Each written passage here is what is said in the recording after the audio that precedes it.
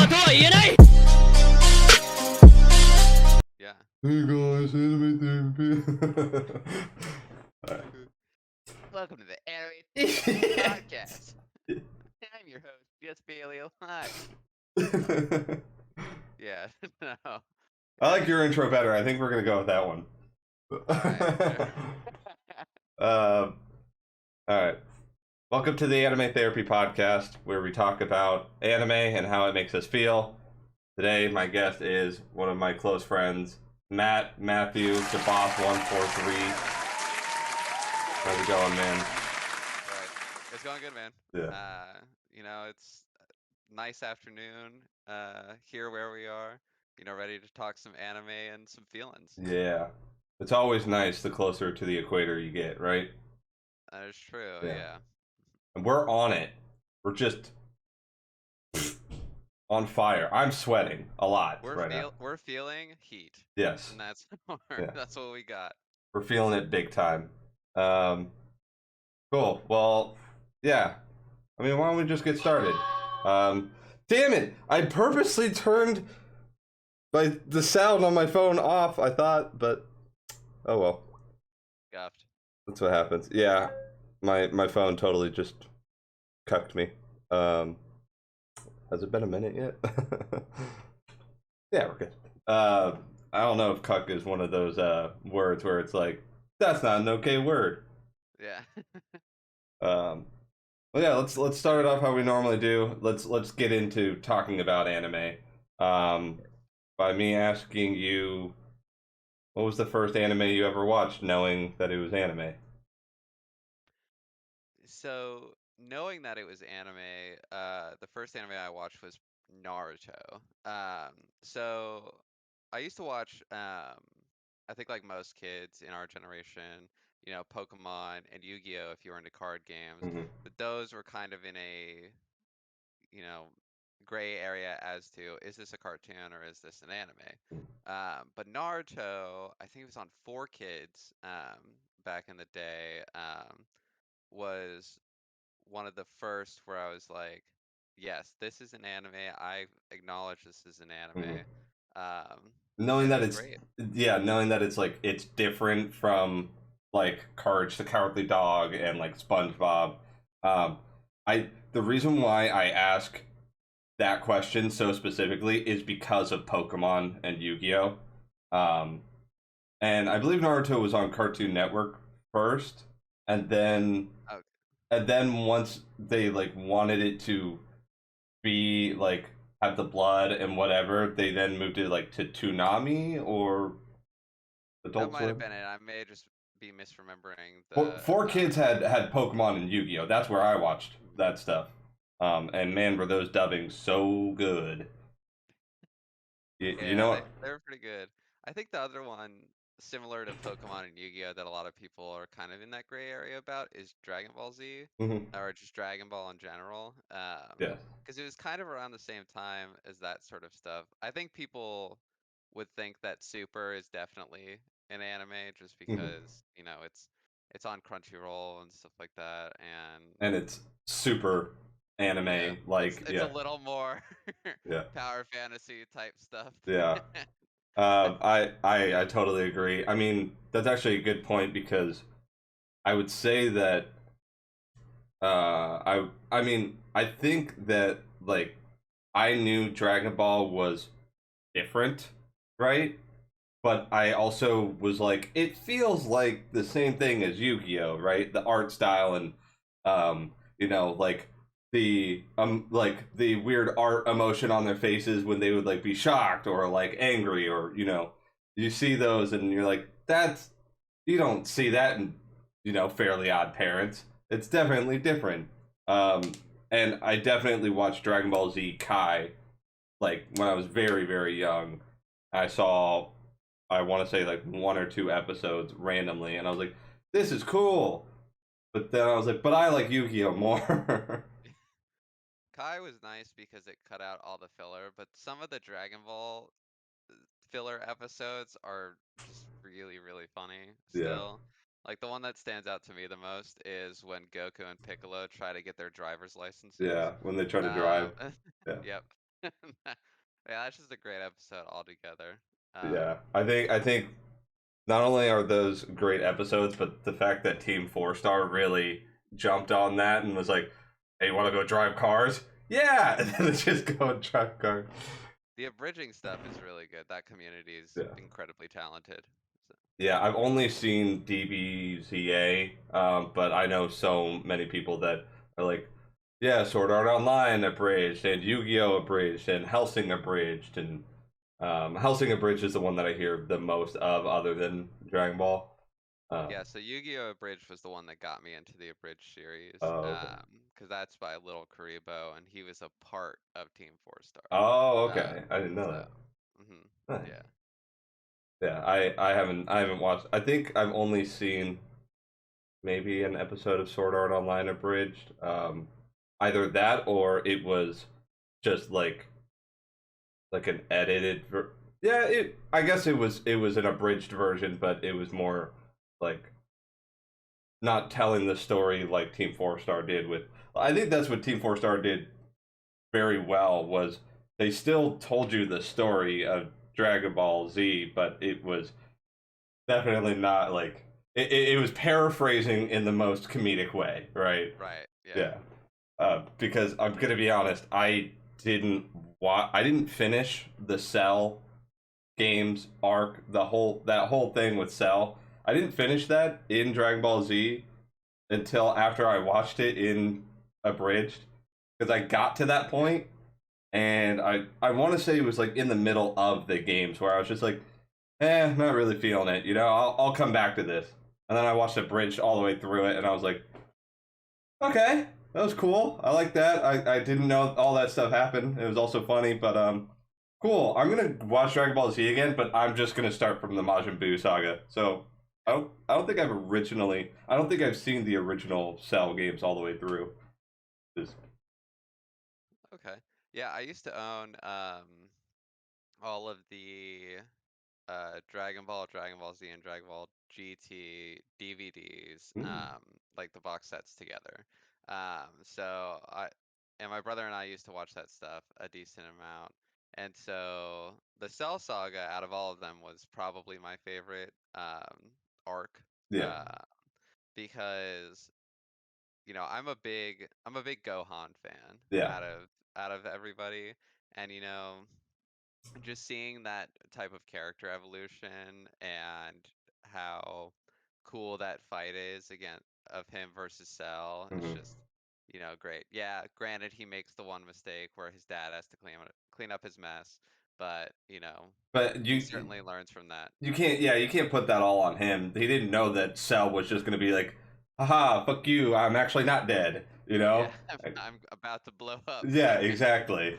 Like nobody could have predicted that, and I think that's one of the funniest things about that whole arc is that it's like, oh, he did it. No, wait. Okay, yeah, he did it. Awesome. Yeah. Uh, I also really like Gohan. I do like that little fun trivia fact that he's the first person to go Super Saiyan 2. Like he beat Vegeta and Trunks and Goku to it. Um, I I just want to know where my Goten stands are, but it's okay. Dude, Goten's so funny, man. He's such a great character.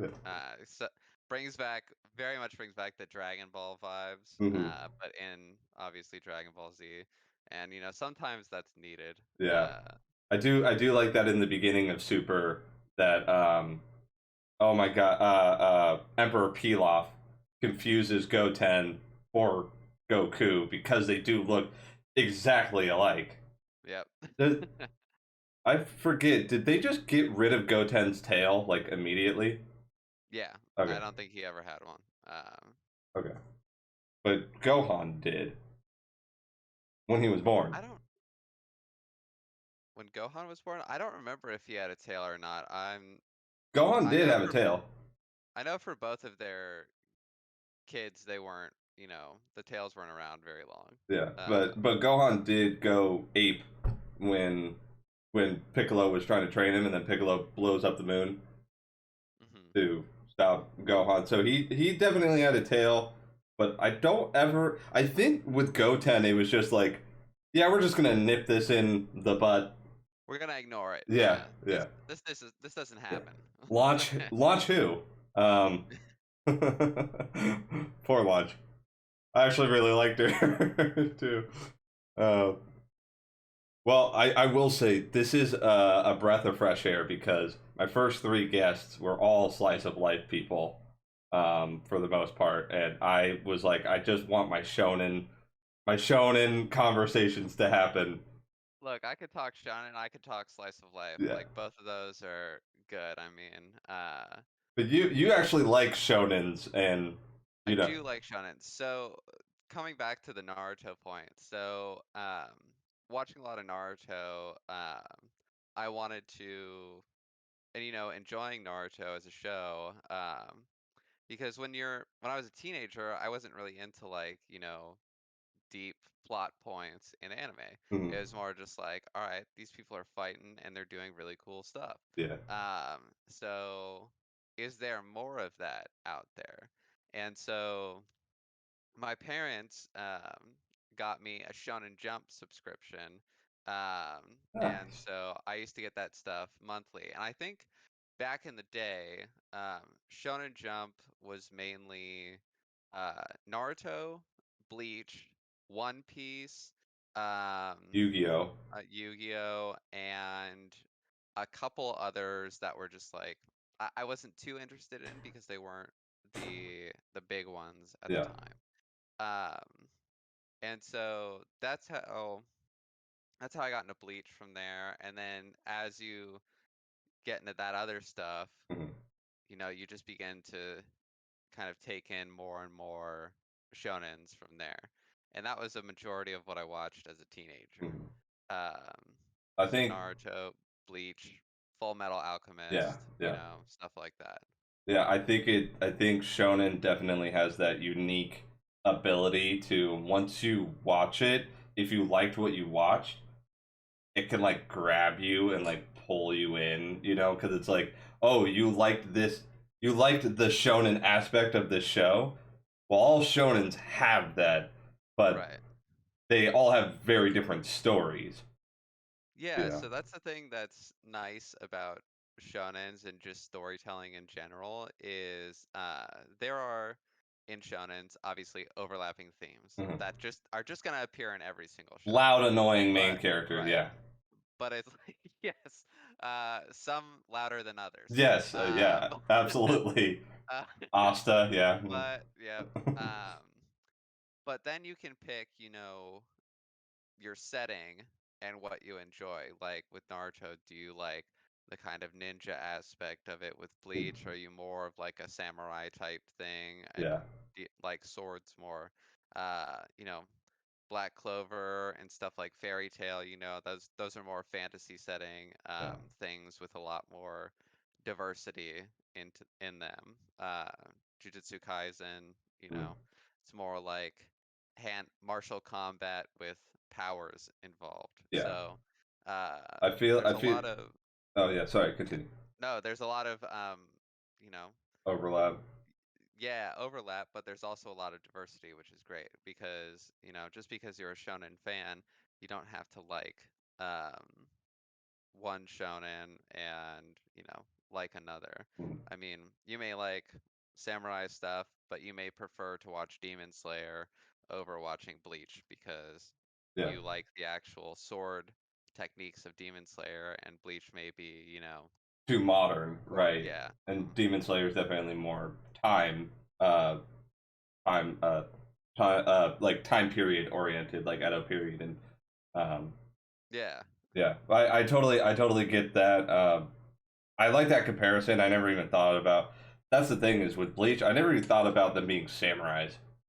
But but I think that's also because Bleach was a very early on thing for me, and it's also modern, right? So I Yeah. just thought of it more of like they would have sights if sights were like uh malleable in the sense of like creativity, right? Yeah. I love sights. Like sights are probably like my favorite weapon in like those like video games and shows, but it was because they're soul reapers. They're you know they're grim reapers. So you would assume that they would have sun. Shinigami, yeah. Yeah, exactly. Yeah. So I never even thought of them as samurai. I just thought it was like, oh well, they have to have these cool big badass swords because that's what that's what we came here to see, right? Is big badass weapons that do stuff, right? Like what's his name, Renji Abarai, where his just like comes out like a chain, like, fucking pulls it, and it turns into a bone snake or whatever. I think my like the samurai stuff from Bleach, like yeah, at first, because Ichigo's sword is just, it's Just a fucking Buster huge, sword, right? Yeah. basically. Yeah, it's just Yeah. yeah, it's basically yeah, very Final Fantasy vibes there. But then you see, like Rukia's brother come out and just like it's just a like very traditional samurai Yeah. sword, but that type of, sword wielding is very beautiful with all of the sakura flowers and Hmm. stuff like that.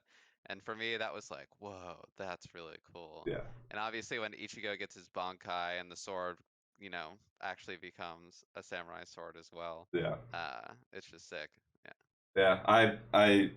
I'm surprised that um I'm surprised that not enough people give Bleach the credit that it deserves because I definitely, for someone who has talked downly or down, I almost said down bad. Someone who has talked down or badly of Bleach, um, I do really like. I think the manga is really freaking good because I started my Bleach journey with the first 9 volumes of the manga. I Yeah. own like the first three like 3-pack volume books. I was like, dang, this story is really good. Like, I really like the characters, and I've seen a clip or two of the show, but dang, I didn't realize it was this good. And in those first 9 volumes, you get, her brother showing up, Byakuya or whatever his name is. Yeah. And like taking her and then them having to go and actually save her. Yeah, So, the last page on the last volume that I had was them in the Soul Society in the rocket in the or the big cannon and being shot into the air, and then that was it. And I was like, dang, this just started getting really good. So then I just hopped on the anime train, and yeah. then I got 100 or 200 episodes in, and I was like, what the fuck is this filler, bro? I'm over it. Yeah. So, you know, Bleach is a good show, um, for most of it. Eh, but a lot of people, especially, anime fans, tend to remember shows by the worst things that happen in them as opposed to the best things that happen in them. Yeah. And Bleach starts off really, really strong, and I really like the story, especially when they go. Oh God, I forget what happens. I think it's the girl, the red, the orange-haired girl gets like taken or Orihime. something. Yeah, Yeah. Orihime gets taken. And this is at the point where they know that Aizen's, like a bad person, Hmm. and they go into that like I forget what the world's called, but it's like the one that's more of like an empty void Oh, and the stuff. Hollows world. Yeah, It's it's some Spanish name, which I do like actually that uh Kubo was like, hey, I'm gonna have like Spanish in this show for some reason, right? Like Ukiora and the Arancars and yeah, it's Waco Mundo. hmm. Yeah, Waco Okay, Mundo. see that's what, because like I really like that for the sole purpose of Kenpachi. Ah, soul purpose. Yes. Dude, Kenpachi's like fucking jagged sword or whatever Yeah. was just so cool. He was such a like The interesting character for me. the fact that he doesn't have like a Bankai release because it would be too strong Yeah. is just Yeah. like that's the biggest flex that I had ever seen at that time. That's Right. just such a shonen thing to do where It it's like, really no, is. it's too powerful. It's too powerful. We can't do it. How would we even write that? We're not going to. We're just gonna say that it's too powerful. Yeah, I that it kind of gives me the same like once Shippuden started, right? In the first arc, you see like Kakashi like do the special thing with his Sharingan, and it's like, yo, if he was able to do that the whole time, Like, why didn't he just, Kamui, like, Zabuza, right? Like, Yeah, yeah, you're looking back at the Zabuza fight, and it's like, this is bullshit. yeah. Like, it This could is, have been done. It's yeah. over. Yeah. I've said it before and I'll say it again. Original Naruto, in my opinion, is just better than Shippuden. Like, from beginning to end, it just is, Like, you start off the journey and you're like, it continuing the journey with Shippuden, I understand the like hype and the excitement behind like, oh, they're older, they're stronger, right?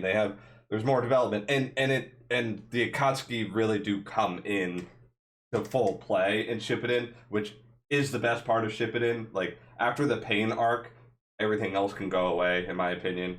Um, So, but so that's my thing about shonens and the reason why I like some over others, um, is because in shonens, there are those same themes, right? Where it's a lot about friendship and it's a lot about the connections you make with people and how, you know, close you are and how good has to prevail over evil yes, every time, right? Um, but then you go to the, you know, Akatsuki arc, um, and it's like Gara taken immediately. yeah, Like, went people, into his own village and took him right? out of it. Like, Yep, very easy. yeah, Like, dub, um, easy dub. Yeah, yeah. Um, you know, the whole thing with Shikamaru and Azuma, and how he just gets fucking killed in front of them. Like, dude. people die. And that's where that's where I like to see those types of shows go because it adds realism to the world. It adds When the good guy consequences, right? Right, when the good guys win every single time, it gets kind of annoying Yeah, after a while because you kind of know what's gonna happen. And that's why I really liked Shippuden when the Akatsuki arc was there, and then when the pain stuff happened. When he just blows up the Hidden Leaf Village, it's like, yeah, yeah, dude, you guys fucked with the wrong person, I guess. yeah. Like, Well, and Uh, in your mind at that time, you're like, so there's going to be like a time rewind, right? Or like there's right. going to be something that makes everything okay, right? And then the pain arc ends, and it's like, nope, the whole village is straight up destroyed, and they have to rebuild that shit. Yeah, granted, like the soul stuff happens, and Yeah, they get like sent The back, Rene rebirth, yeah, is but one thing. that's fine. Well, yeah, And because you can't just kill Kakashi, right? Like right, with the nail and like and like obviously he Kamui's it, but like you think boom he's dead, and then he's there talking to his dad, Sakumo, right? right. And it's like, oh my god, the we already had one amazing character die this arc, right?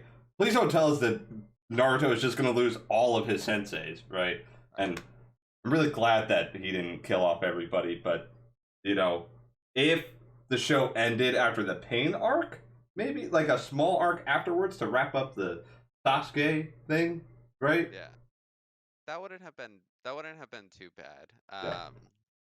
I because like the great ninja war against Obito and Madara at the end, while that's exciting as a uh you know kind of shonen fight, fight, fight type of thing.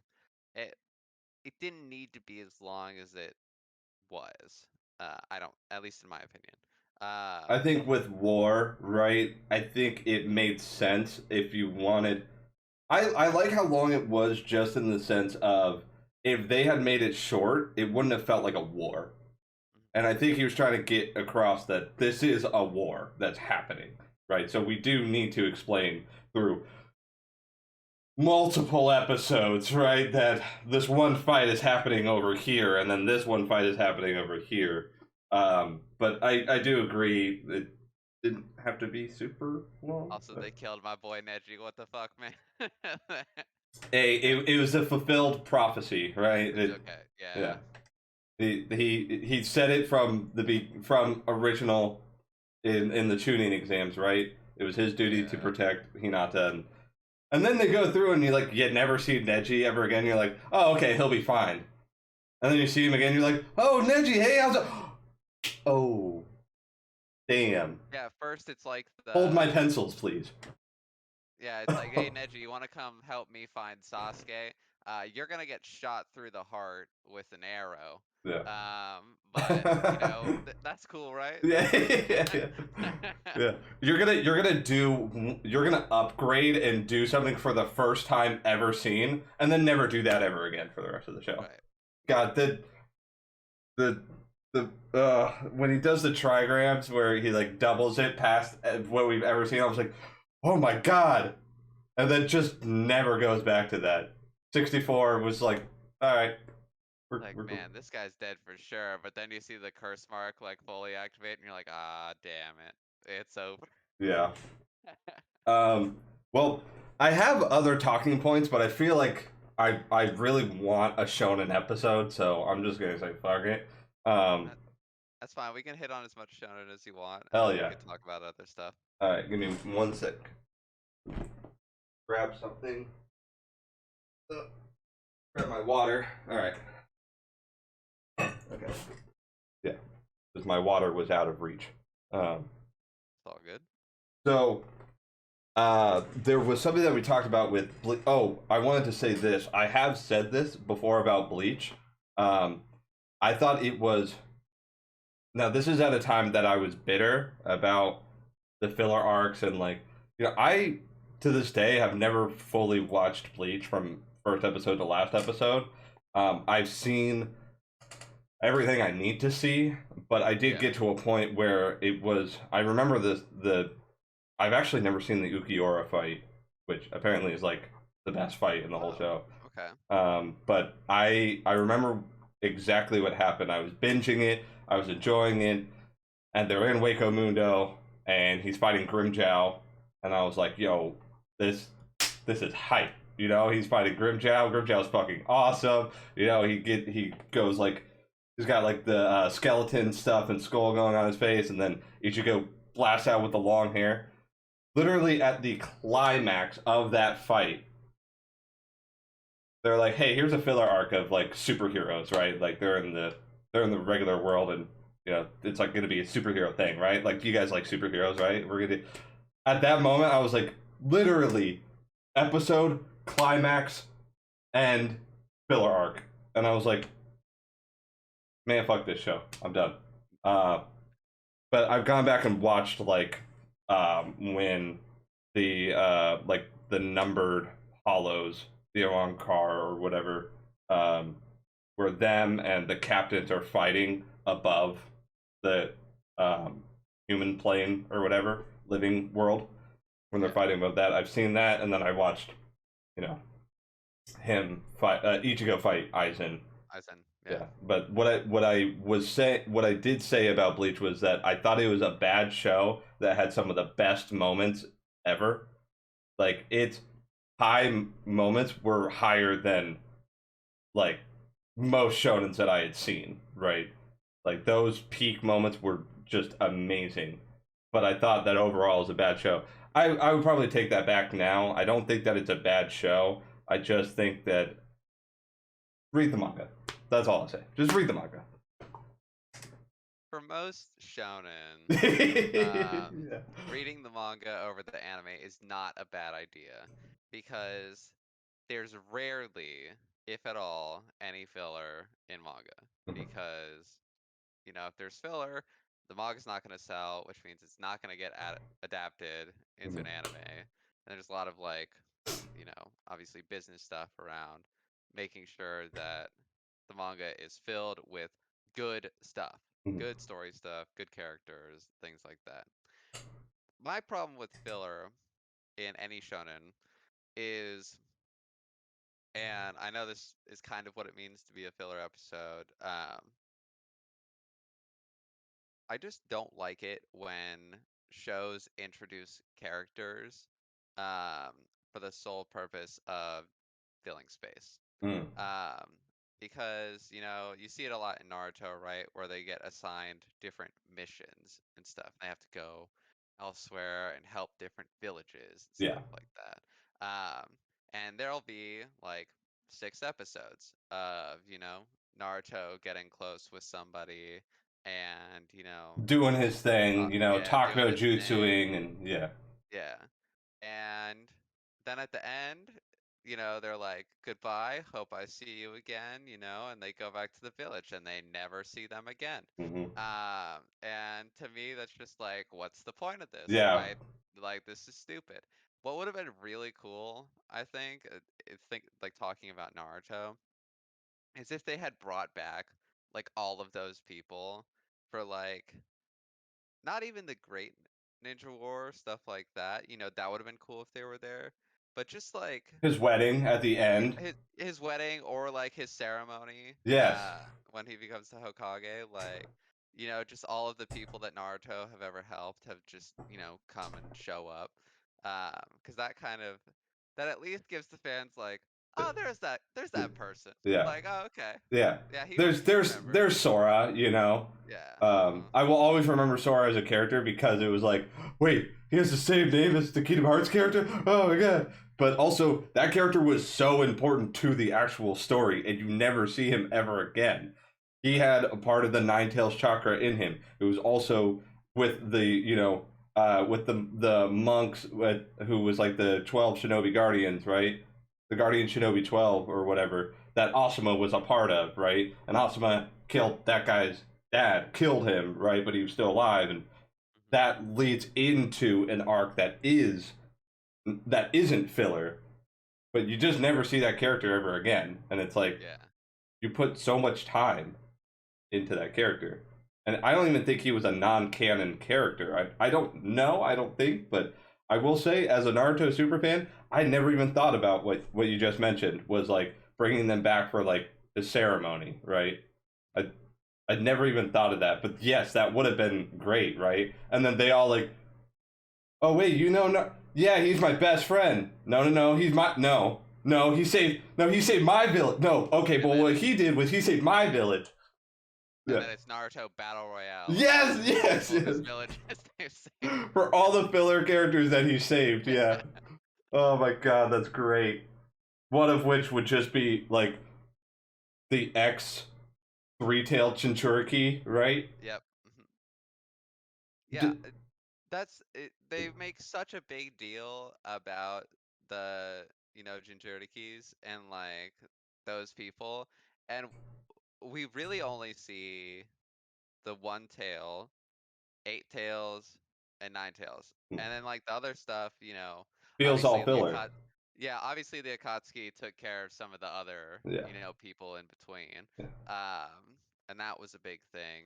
But there's just like Yeah. I mean, there's just nothing real. it's surprising to me that the three tail has gotten more screen time than all the other ones, right? Because the three tail showed up in three different key parts of the storyline, right? One with Rin, Kakashi, and Rin and Obito, right? Because they put it into her to then hopefully send her back into the Hidden Leaf Village to destroy it, right? Hmm. There's that, and then there's that filler arc with the crystal lady that could do the crystal jutsu or whatever. God, it's been so long since I've seen that filler arc. But I do remember that it was there. And then also with the Mitsukage, right? Yagura Yeah. was also, so he was around a lot, but the character of Isobu, the Three Tails, is that he didn't dislike humans. He was just also very like on his own and reserved and quiet. It was just recluse. It Yeah. was a reclusive, and that was totally fine. Hey, it's like it's almost like that shy friend at a party, and you're like, you get out, stand in front of everybody, and be entertaining, right? It's like, For 5 seconds, and it's like, yeah, no, yeah, I don't want to. yeah. Ishobu, we really like your emo hair covering the eye character design. We want you to be a part of it. God, we could. It was probably some artist that was like, I I worked really hard on making this Jinchuriki very fucking cool. Yeah, If this doesn't get an iota of screen time, yeah. I'm not If working it on if it doesn't get on more this screen again. time than 1010, then I'm gonna be pissed. Yeah. um, God, we could talk about Naruto the whole time, but I do want to. There's a conversation I really want to have in the shonen discussion with you. Yeah. Is um like, and I don't. I have a feeling because I don't know your top five. I have a feeling that we might talk about one of them. Um, but I do want to mention like it's not slice of life shonen, but it's like the shonen trope in real life situations, right? Like basketball or volleyball or baseball or personally my favorite, Food Wars, right? Yeah. Like it's a shonen, but it's not power So, scaling, right? right. So, yeah, so there's no magical powers or anything like that. It's, you know, regular world dealing with humans, Hmm. and they just have above average skills Yeah, in a certain sect. yeah. Um, so like one of these that kind of skirts the line here, about powers, is Kuroko no I was Basketball. just Um, about to say Kuroko no Basket. Yeah, um, because there's the whole thing with like the zone, yeah, and yeah, Aki's like mind control powers, yeah. where And it's like, like I make people bend the knee in basketball, and yeah, it's yeah. like Or what, or what? like he's he has this incredible power to pass the ball with nobody noticing, but the more he uses it, the more people notice, and he could only do this one super pass per per quarter or whatever. And he's like, "Put me in, coach. I could do it again." They're like, "No, you're gonna break your hand or whatever if you use your power again." I love Yeah. Kuroko no Basket, but it is not good in my opinion. It, it's it's worse than Slam Dunk. Slam Dunk is like the OG, actual like basketball one. Yeah. yeah, And that manga is really really good, because it's like just kind of basketball stuff. yeah, Kuroko no Basket is good for what it is, yeah. but it's kind of They have like really likable characters in Kuroko no Basket, I will say. they do, yeah. Like the main, not Kuroko, No, but the American, the yeah. redhead American, yeah, who like slam dunks, right? Like Yeah. he like talk about like a good Zuko type character, right? Where it's like he's an asshole, but then like the more you watch, like the more you really like the character, and then he starts to come into his own. And when he plays against the other, like the best of the rookie 12 that Kuroko was part of, Yeah, it was like the oh, I forget what it's called, but there were like the five people, yeah, and then Kuroko was the sixth, but he was never acknowledged as because that was his being thing. one of the members. Yeah, Yeah, it was. I want to say it was like the legendary rookie 12 or whatever. Or the yeah, man, I forget what it was called, but well, and funnily enough, Kuroko no Basket is the only sports anime I've ever watched. I've never watched any oh, other sports anime because it was on it was on Netflix. It had pretty much all the seasons, and I was just playing a game, and I was like, I was in the mode of I'm just gonna watch shit in English so I can play stuff and watch it at the same time. And I remember stopping what I was doing and being like, wait, what is going on? Okay, I have to watch this. This is actually really good. okay, so I remember what it was called. It's called the Generation of Miracles. Yes. That's what it was called. Yeah. And I There love was that they were called that and they were in middle school. right, yeah. I think my favorite out of the five was the green-haired person who was just like, I don't miss. Yeah, yeah, yeah. I hit this. Just like I on the hit other end of the on the other end of the court, just like, it's in. yeah. Don't even know.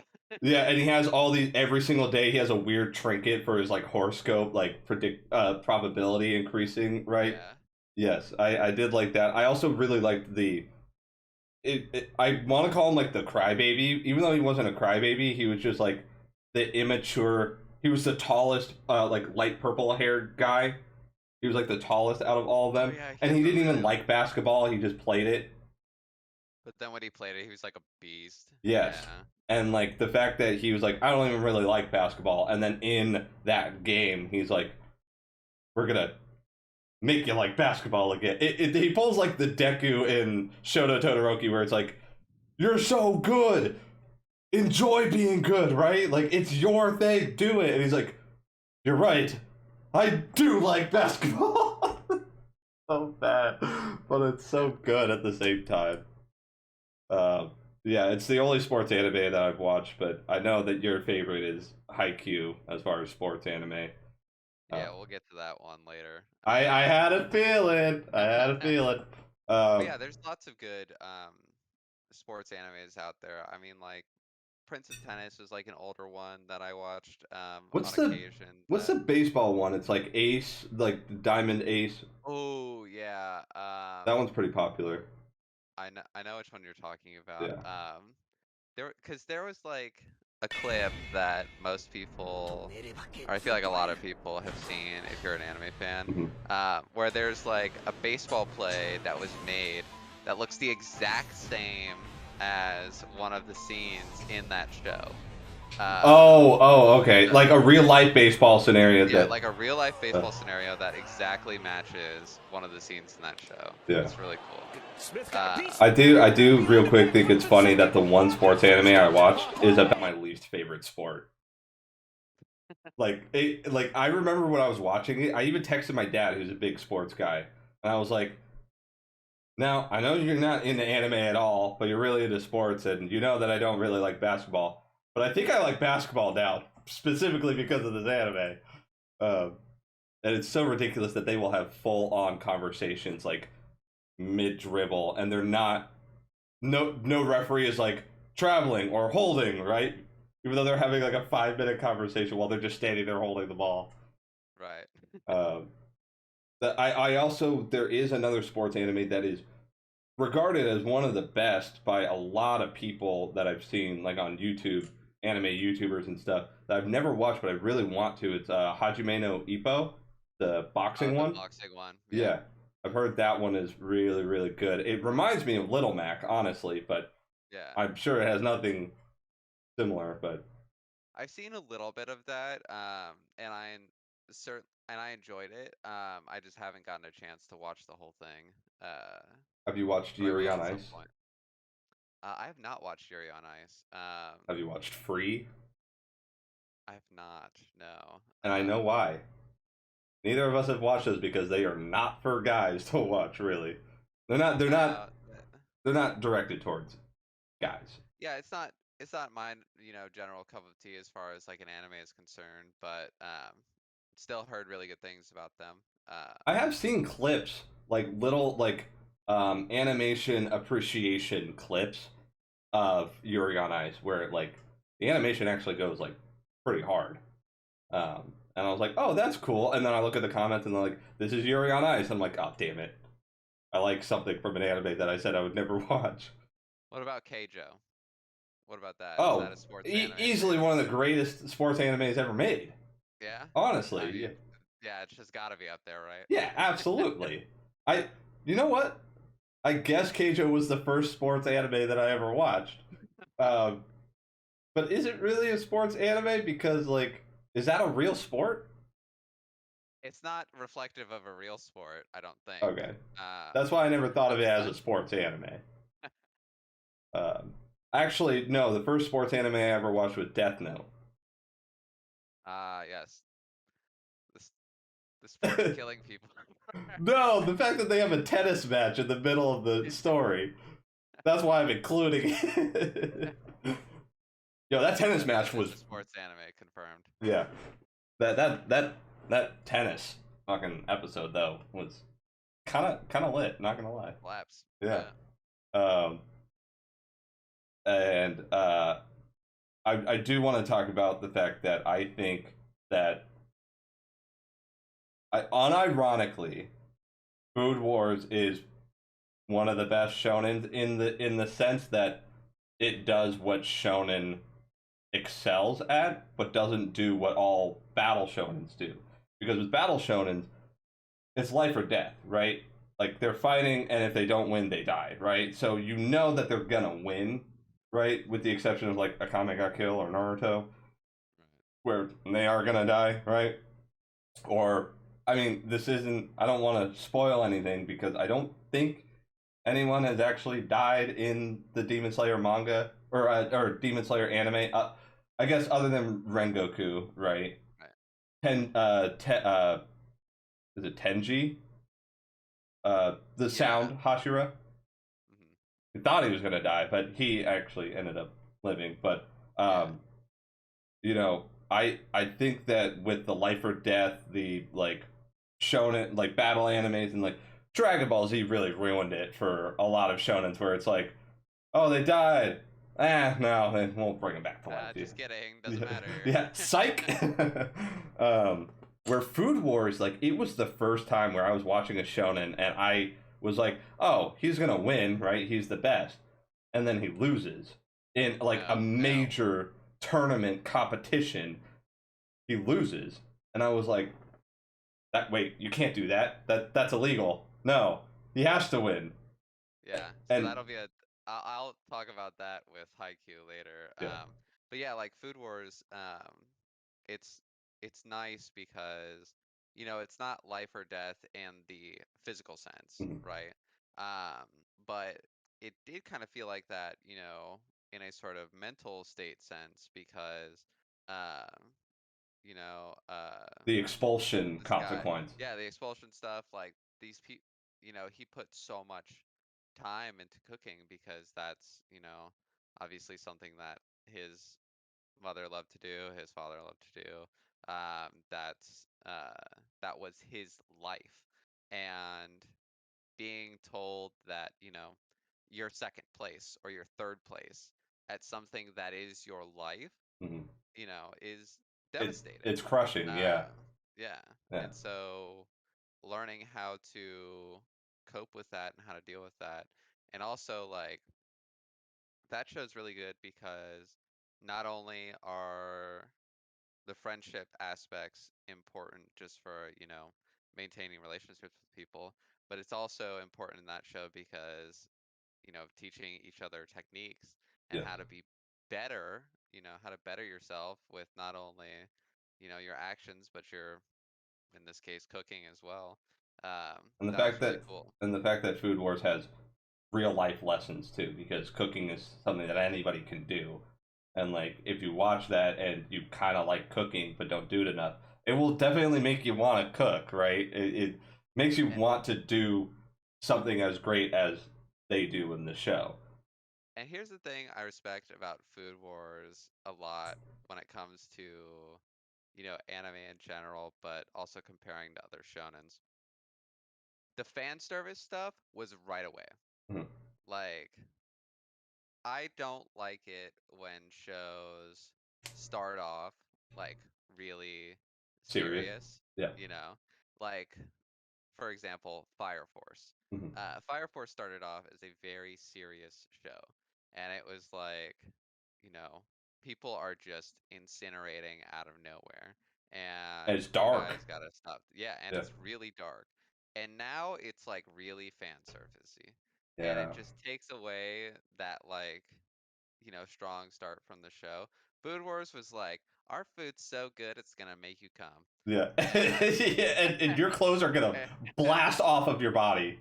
Yeah. and that was consistent throughout the entire show. Yeah. And it's like, all right, cool. Well, So this is what's gonna happen. yeah. Right off the bat, this is the kind of show that we are, right? If you don't like it, it's gonna be throughout the whole thing, right? But Yeah, I will say, Food Wars does the reverse thing where there's a lot of that fan servicey, like, you know, orgasming from eating something so good and their yeah, clothes blowing up. Like, that happens way more in the first season, and it really tones down throughout the rest of the show. There are still those moments, but it's not like every single time. Like in the first season, the first episode, right, where that lady with like her two henchmen show up at the restaurant, that's probably the most fan servicey that it gets, and it's like the first episode. And then after that, I will say like the headmaster. This was like probably season 2 or season 3, but when they do the tournament, the competition, and then the headmaster, big old guy, right? His clothes blast off. get blown off, and Yeah, he's just fucking jacked. he's ripped. Yeah, yeah, it's so good. We loved overly jacked and ripped old men in anime. It's just a trope that you gotta love. Look, I mean, it all started in Full Metal Alchemist when you've got the oh man, what's the guy with the mustache's name? I Armstrong, forget. Alex Louise Armstrong. Armstrong of the Yep, Armstrong Armstrong. family. Yes. Yep, Yeah. he's just out there. He's got guns as shield, but he's also just the sweetest guy, and Yeah. it's like, you know Yeah. what? And We like this. his weird little little bit of hair at the top too, just It's like the raindrop type thing. yeah. Yeah. He's got the Superman without any of the other hair. And like one of the best scenes in my opinion in Full Metal Alchemist is when he meets the teacher's husband for the first time and they just have like a muscle off and Yeah. they like are going for it and then they grab each other's hands out of respect and then they Yeah, start shake hands. twinkling Yep. together. It's so good. Full Metal Alchemist or Full Metal Alchemist Brotherhood? Which is better? I am a Brotherhood person just because It follows the I manga. I think I mean the manga's great, right? It's very, very good. I just think that Brotherhood did a better job of just telling the story that the author wanted to tell. It was more succinct, but it was still really good. It still hit all the key points that it needed to. The animation and stuff is great. Um, and I'm just a big Mustang fan. Yes. So Yeah. you get to see him a lot more highlighted in Brotherhood as Yeah. well.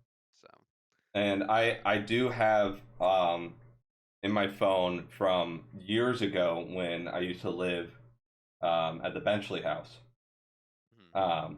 or the bench as I like to call it, because squatters' rights, am I right? So uh, I have an old video clip of when I was watching Full Metal Alchemist again.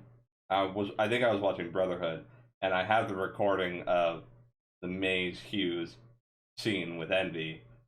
Yeah. So I think I'm gonna I might just post that at some point because it's just dude, it doesn't matter how many times you watch it or what you know is gonna happen. It gets me every single time, especially the aftermath of it with Mustang and his daughter at the funeral, and he's like, he needs to go to work. He has important work to do. Get him. Why are they burying Daddy? He needs to go to work. He just oh my god, I'm getting chills right now. There, Like just there are a few scenes in both Full Metal Alchemist and Full Metal Alchemist Brotherhood that are shared that I think, if people ask, hey, what's some of the saddest things that you've seen in anime? That stuff will get brought up, like with, you know, the dad and Marie and the dog.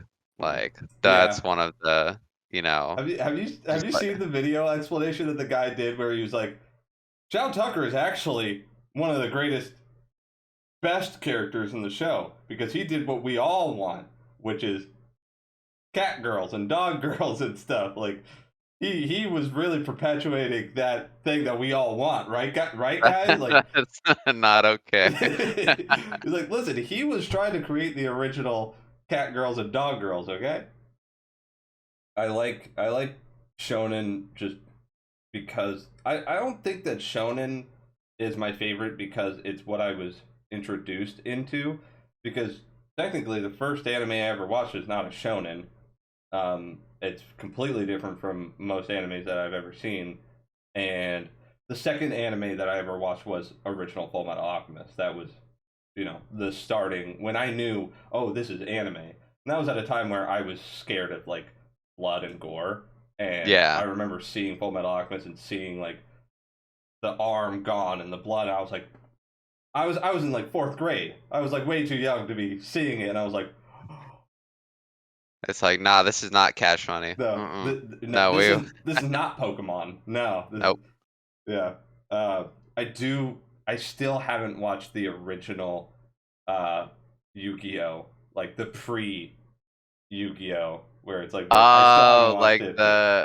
oh, okay. Like when there were guns and stuff Yeah, and involved. Kaiba's hair Yeah. was like green or something. Green. Yeah, Yep. Mhm. Yeah, I still need to watch that, but I Yeah, that stuff's crazy. yeah, And because like in that stuff, like Shoddy, the guy with the Millennium Scale, he's just out yeah, here like killing people. Just like he's like a vigilante yeah, in this thing where he's like, you committed a crime, the scale will determine your punishment. And it's like, oh, you're a bad person, dead. And it's like, I don't I don't think this is okay. yeah. Can we just talk about for a second like how like cool the whole like the police the millennium Millennium. the millennium like pieces or whatever, just like the fact that like also as a child you're like it's just pure shiny gold, right? It's like Right. those are cool, right? And then like Yu-Gi-Oh is the whole reason why I like Egyptian stuff, because it was my intro to Egyptian culture. And even though it's like not accurate to Egyptian culture, but it's still like, oh, like the intro is Al- like very Also, the Millennium Puzzle makes the most sense that no adult would be able to solve that puzzle because they'd be too fucking frustrating.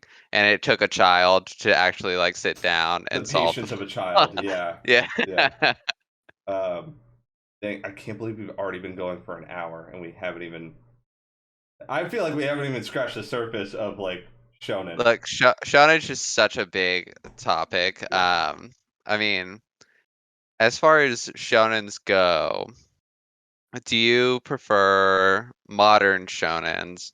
So like the Jujutsu Kaisen, Demon Slayer, Black Clover, My Hero Academia stuff, more than the kind of older stuff. So like the Bleach, Man, I really wish you Naruto, didn't include Fairy Black Tail. Clover, because when you were saying everything else, I was gonna be like, no, I prefer, you know, classics. But Black Clover is so slept on. It is like probably, in my opinion, the best new shonen to come out, because it. If your problem, I said it before and I'll say it again. If your problem with Black Clover is his voice, read the manga, right? Also, it's just like Naruto, right? We fucking couldn't stand Naruto's voice and like the things that he would say in the beginning, but it grew on us and it also went down a little bit. Same thing with Asta. It's very prominent in the beginning, but he does it less throughout the show. Um, Mm. but with the exception of Black Clover, I definitely prefer like shit. I would even go as far back as Yu Yu Hakusho. Like Yu Yu Hakusho is in my top 10, and that is a '90s shonen. Yeah. And I've never even seen the '90s Hunter x Hunter, but the newer Hunter, Hunter x yeah, Hunter, Hunter x Hunter is great as well. yeah, Yeah, I mean, Hunter X Hunter, yeah, no, yeah, that's right. Spy X Um, Family. so I get what you're meaning about Black Clover. I think a lot of what people feel like when they watch the Black Clover anime is this is Naruto, except why is Naruto yelling at me about everything? Yes, Um, but I have read most of the Black Clover manga at this point. yeah, And the story is very good when, you it expands a bit more. mm, Like any shonen, you have to uh, I guess not like any shonen, because there are shonens that are going to be smaller than others. mm, So like,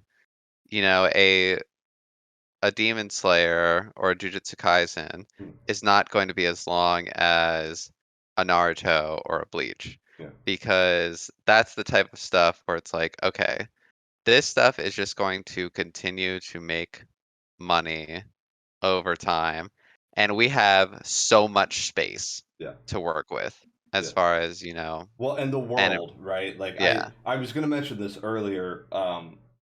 Why I think shonens do so well is that when a writer of a good shonen, like when it shows that they're a good writer, it's because they understand that world building is the core of a good shonen story. So like the world of ninjas, right? There's other villages, there's politics, there's wars and stuff like that. With Bleach, I feel like the world building isn't nearly as prominent, but I guess with the Soul Society and the Waco Mundo world, it's a bit bigger. One Piece, I mean, that's a smaller shonen, but I think that One Piece is very. I can't even say that with a straight face. It world building is like the best thing about One Piece. Where like newer stuff, right? I think Demon Slayer has good world building. I think they explain how the world works very well and why the characters do what they do because of the world that they live in. My Hero Academia does a good job with the world building, but I think My Hero Academia is a little overrated. Um, I do like it. I like the manga. As far as Black Clover though, what I like most about Black Clover in regards to other shonens, and it does this one thing better than Naruto, and it does it better than Bleach, and it does it better than my least favorite shonen, Fairy Tail, where actually no, Fairy Tail does this pretty well. I did give it that, but side characters in battle shonens, side characters are important for battle shonens. If you want people to care about your side characters in battle shonens, you need to give them character development. And Right. every single Black Bull in Black Clover has a story and has growth to them. Where Naruto is very bad at growing their side characters. Except for Rock Lee. Except no, especially Rock Lee. He was No, a dude, that banger in the Gara fight. original, and they just Yeah. threw him away for the rest of the show. Yeah, and Shippuden, yeah, no, Yeah, for sure. He was not important, but I like the he, idea that Rock Lee was the one that should have been the one to fight Madara in Eight Gates and die. I've heard that, and I was like, you know what? I do like him and Mike Guy should have just both like done it together. yeah, Yeah, suicide pact basically. right. But then they would have actually killed Madara, and then we wouldn't have had the greatest, plot twist of any anime, Black Zetsu killing Madara. That's satire, by the way. That's fucking stupid. I hated that, but I understand why, because Madara was just too strong. The only good thing to come out of the Great Ninja War was we got to watch Kakashi and Obito fight, and they did the flashbacks to when they fought as Yeah, kids, inserted and in that the fight that they were doing. Oh yeah, that was like one of the best scenes I've ever watched in any anime because there was no music, there was nothing that they needed to add. It was just here are the sounds of the fight, yeah, and it compares to how they fought as kids, yeah. and The that was just thwack, really the cool. punch, the yes, Yeah, all yes, very, very, very good. And I think that's what thrived most in Naruto is that their fight choreography was next level, right? right. It was just on point. Yeah, Yeah, like Dragon Ball, you barely see like they flicker in and out because they were too lazy to actually like animate the actual choreography of it. And then Yu Yu Hakusho is like powers and stuff, and they have some physical fight choreography. But once Naruto came out, and even with the Zabuza arc, right, where they are fighting, I think more so during the tuning exams when they actually had the one-on-one fight, Rock Lee versus Gara, of course, like that was just next level. We hadn't seen fight choreography done that well, um, right. and yeah, I think that Black Clover is definitely the best modern shonen. I am in the outs with Jujutsu Kaisen. I think that Jujutsu Kaisen is good. Don't hunt me down and run me out of town with pitchforks and fucking torches when I say that I think Jujutsu Kaisen is overrated, but it's still good. I do like it. I just think it's Naruto and Bleach put into the same fucking show. Honestly, you got the squad that is basically Team Seven, but then you have the aspect of like the darkness of like Bleach, and also kind of the art style a little bit. But I I think I think with you know, Jujutsu Kaisen, um, I really like that show because the fight choreography is really good. The powers are pretty great. It starts off darker, and I like shows that I like shonen shows and stuff like that that start off a little darker than starting off all like, haha, I'm a ninja, Yeah. you know? I'm gonna But I be the have no greatest friends. Hokage, and everybody Yeah, hates me right now, but they're gonna love me later. Yeah. right. hmm Um, so that was a good selling point for Jujutsu Kaisen. Also, Gojo, yum. Uh, but We're not even gonna do a husbando or waifu tier list, but or that's a not whole even. nother episode. Yeah, Yeah. that's a different episode, but Gojo, he's up there in the S tier. husbandos for S sure. tier. Yeah, Yes. him and Gojo or Kakashi. Kakashi? But which Kakashi for sure. Kakashi? I'm more of a Gojo Well, person. I Yeah. I do love the silliness of Gojo. I think that when he's introduced, he's like so badass and serious, but like he's also like kind of chill, like Kakashi. But when when they changed the animation style to him like frolicking and being all cute, I was like, that's amazing. I love that. Yeah. But reverse Kakashi versus actual Kakashi.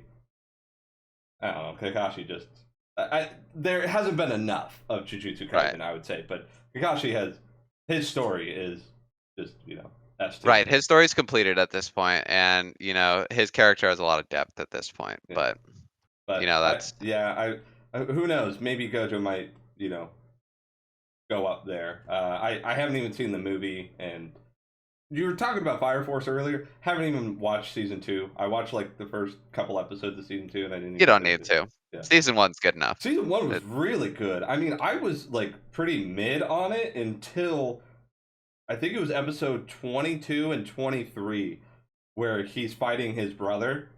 mhm. Those two episodes really did it in for me for that first season. I was like, damn, the animation Yeah. and the sounds that they were using and like, whoo, that was good.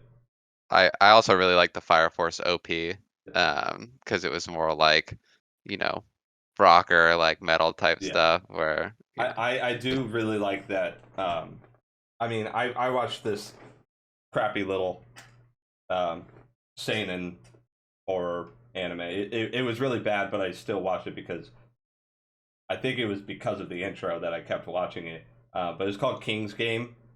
It was Yep. it was No, like in Darwin's Game or like Mirai Nikki kind of show, right? yeah, King's Game, that's the one with oh, they're like texting They get everyone dares and on their phone, yeah. yeah, and if they hmm don't do it, it just kills them. Yeah. Yep.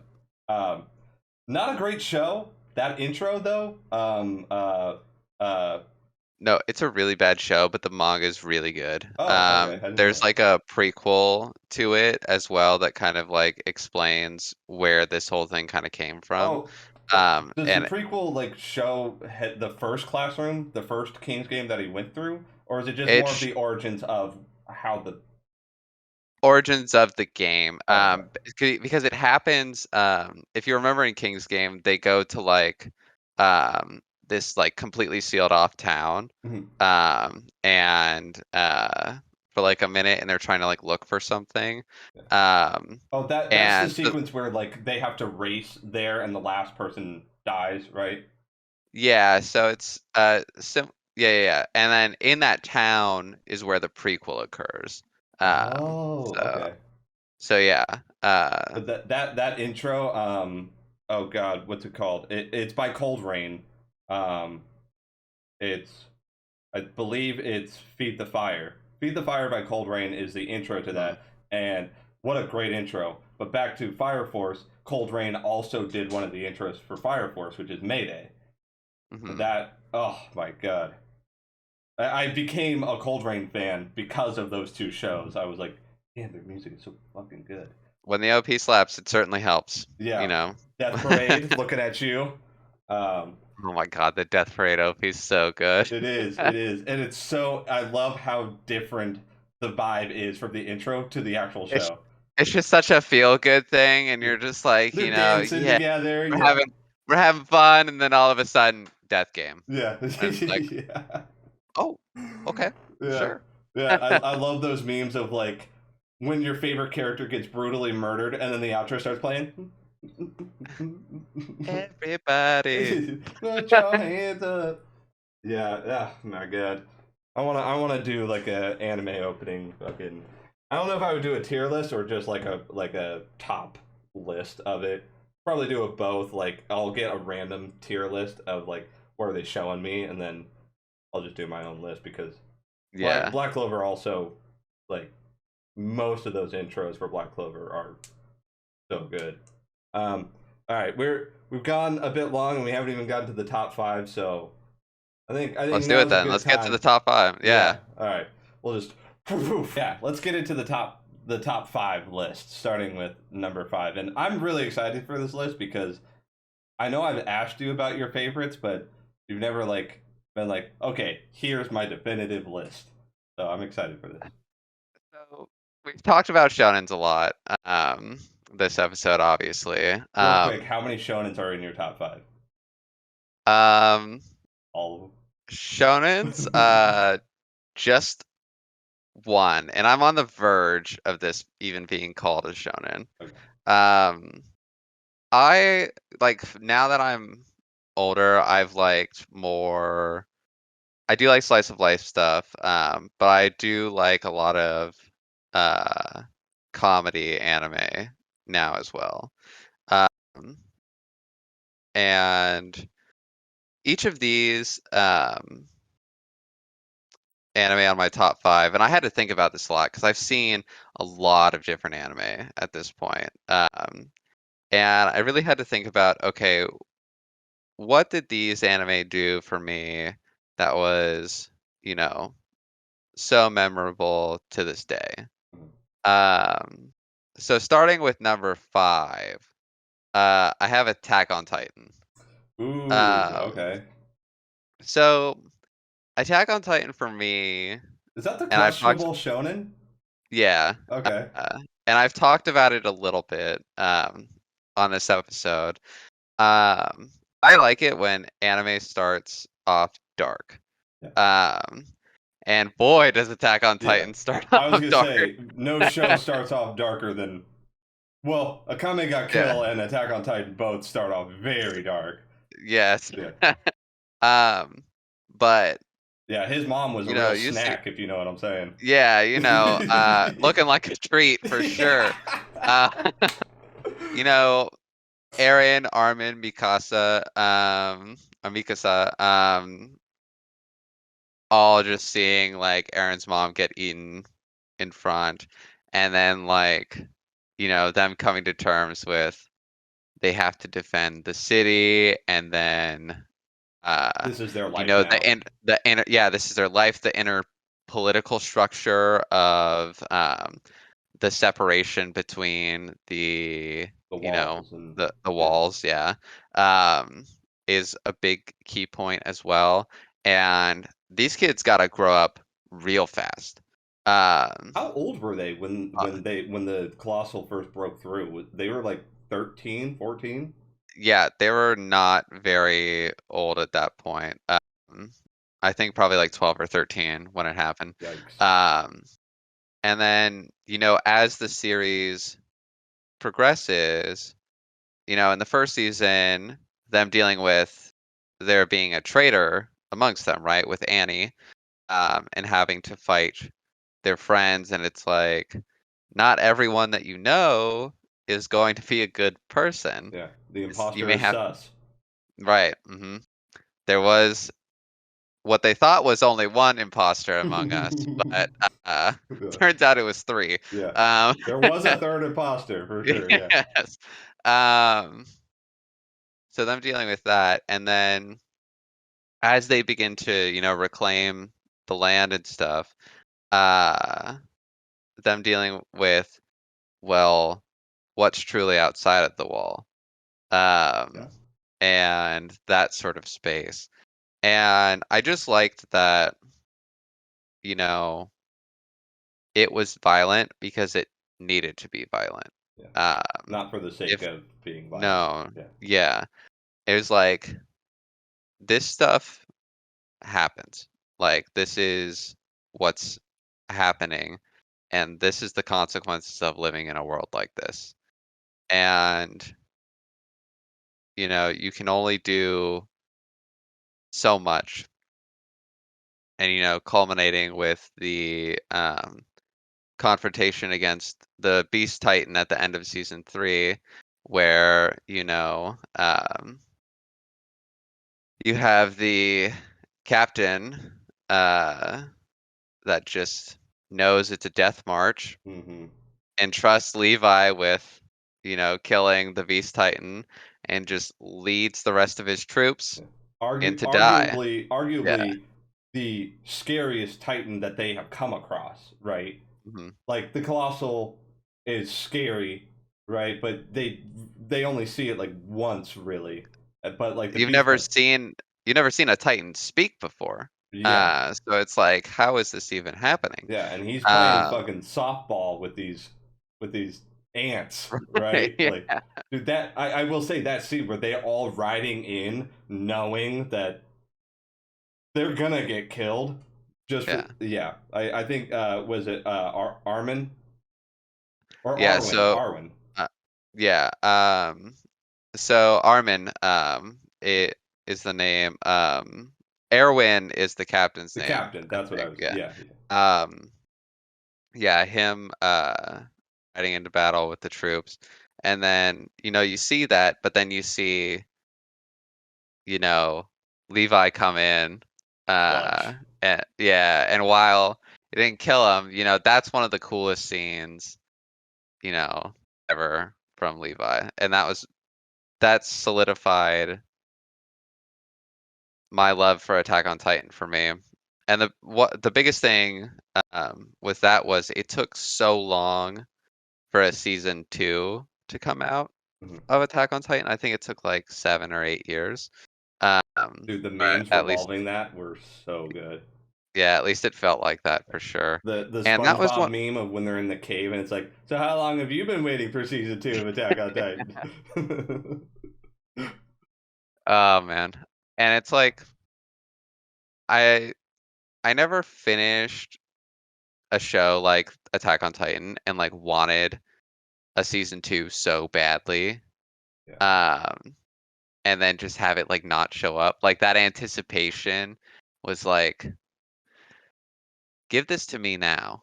I can't wait anymore. yeah. Just quit um teasing me. I'm edging, and you're yeah. not letting me finish. And now with the ending uh coming soon, I'm excited to see that get adapted into an anime finally. Because I like the way the manga ends. And I think overall, Attack on Titan is just a fantastic series. And while it's popularized, I don't think that there's anything wrong with that.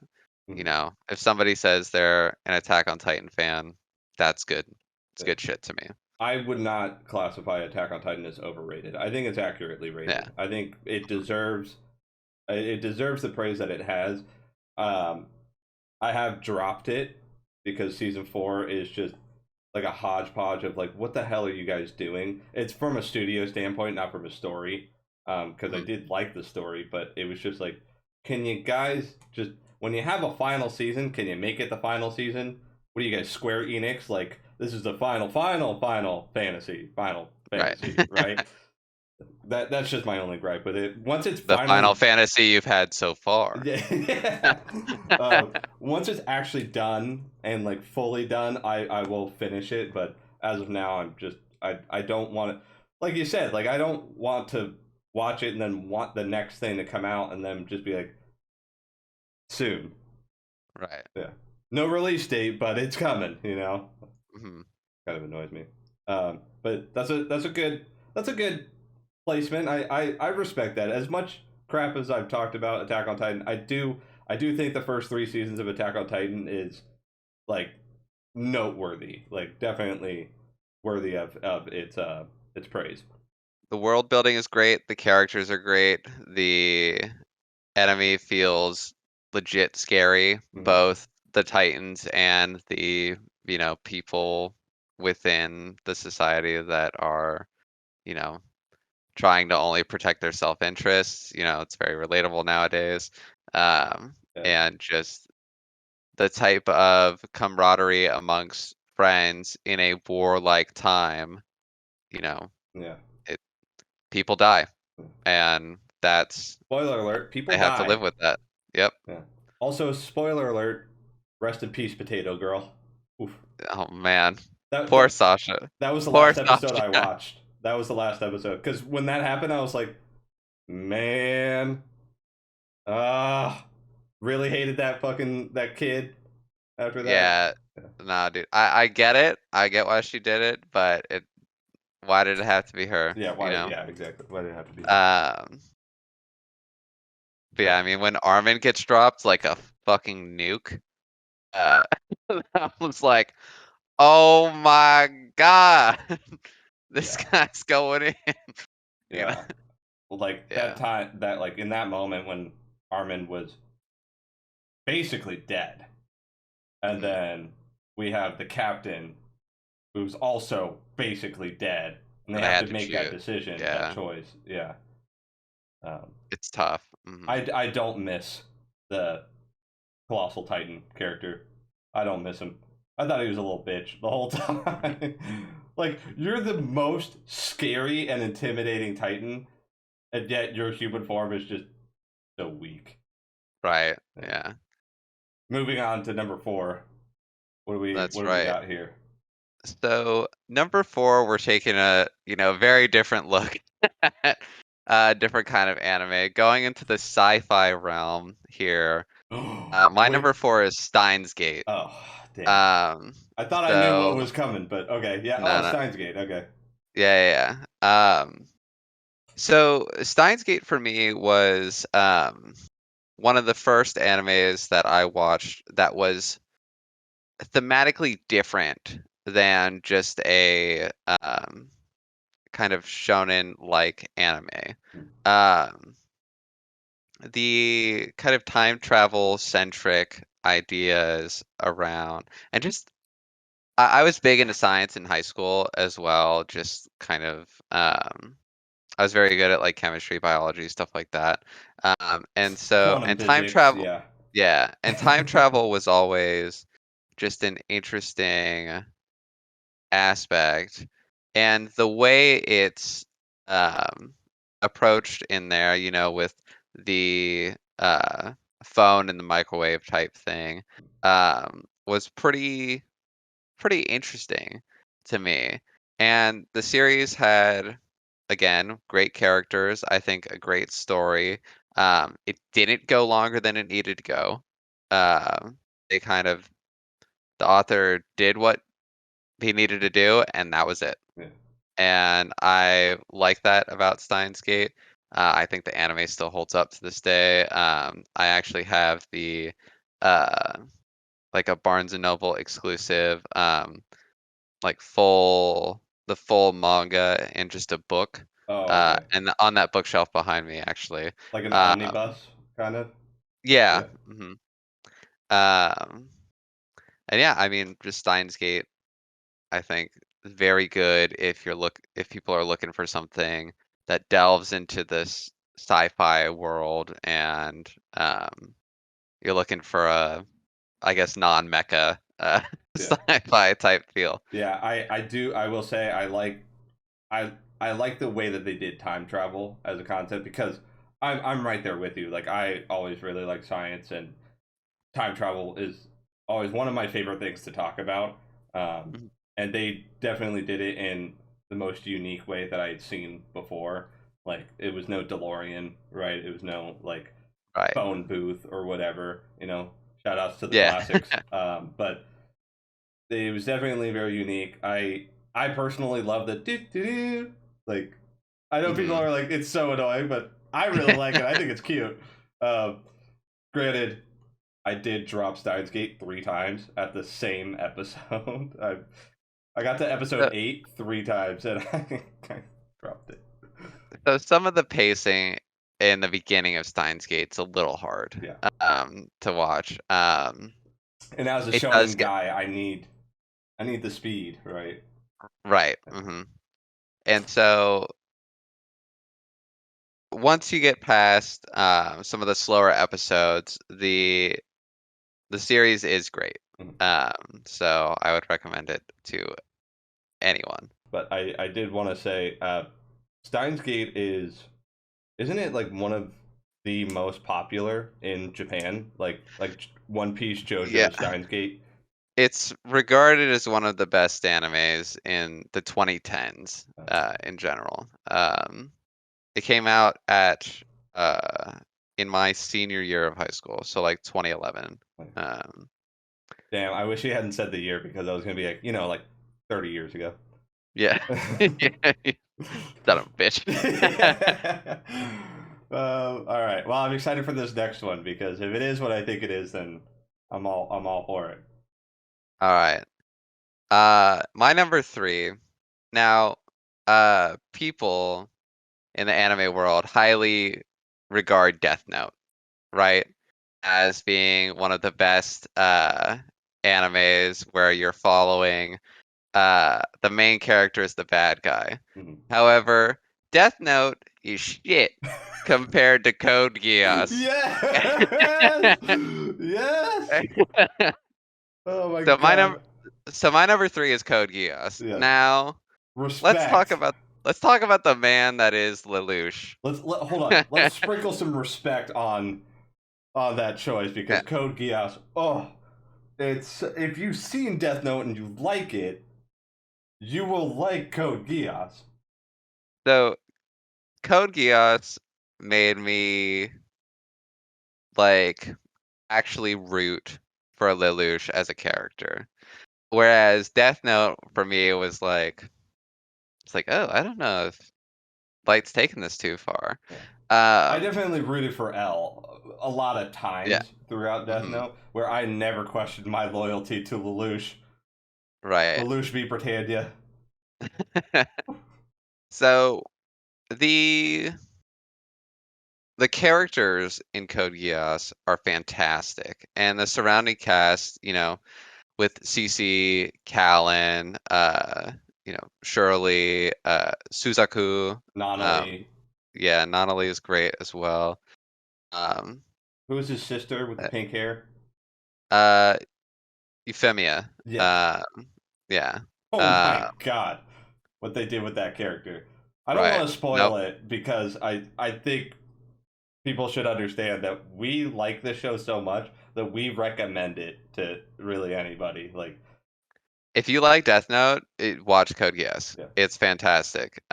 it's And an upgraded version. It really is. yeah, I mean, general, um, general like summary is there's the Holy Empire of Britannia, um, and it's the residents have basically lost their right to self-govern because now they're just being controlled by the government, the empire, essentially. And Lelouch, he his ambition to build an ideal world um, is kind of conflicted against Suzaku, one of his friends, who aspires for a true like governmental ideal of justice and peace. Yeah, And his best friend growing up, he is like the loyal.